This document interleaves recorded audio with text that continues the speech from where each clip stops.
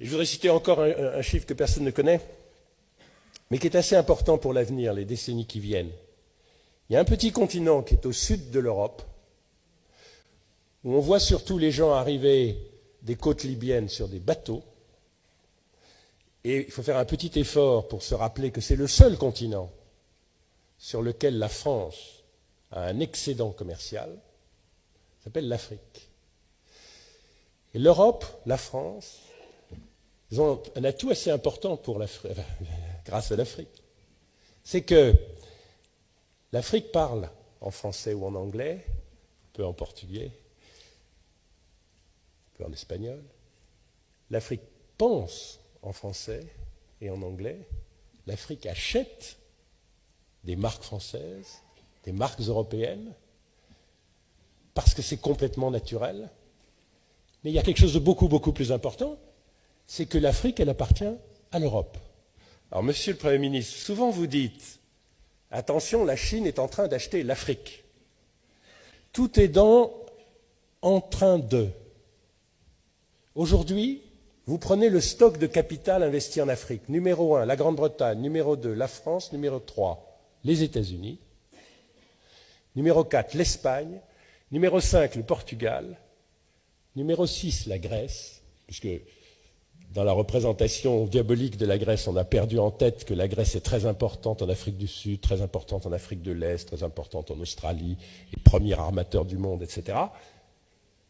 Et ensuite vient la Chine, en stock de capital. C'est-à-dire qui possède les mines, qui possède le pétrole, qui possède les produits agricoles, qui possède l'immobilier, l'Europe. La Chine en flux, c'est-à-dire qu'est-ce qui change tous les ans? Elle est première.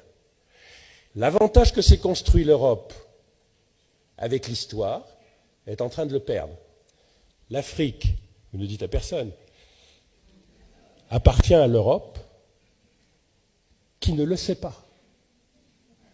Et quand vous allez le dire autour de vous, eh bien là c'est votre problème, ils ne vont pas vous croire, je vous assure. Et c'est un atout énorme. Elle n'appartient pas encore à la Chine, elle n'appartient pas encore à l'Inde, elle n'appartient pas encore au Brésil, et chose un tout petit peu plus préoccupante, elle n'appartient toujours pas aux Africains. Mais les Français ont un don comme personne, et le président de la République en particulier. D'ailleurs, objectivement, tous les présidents de la République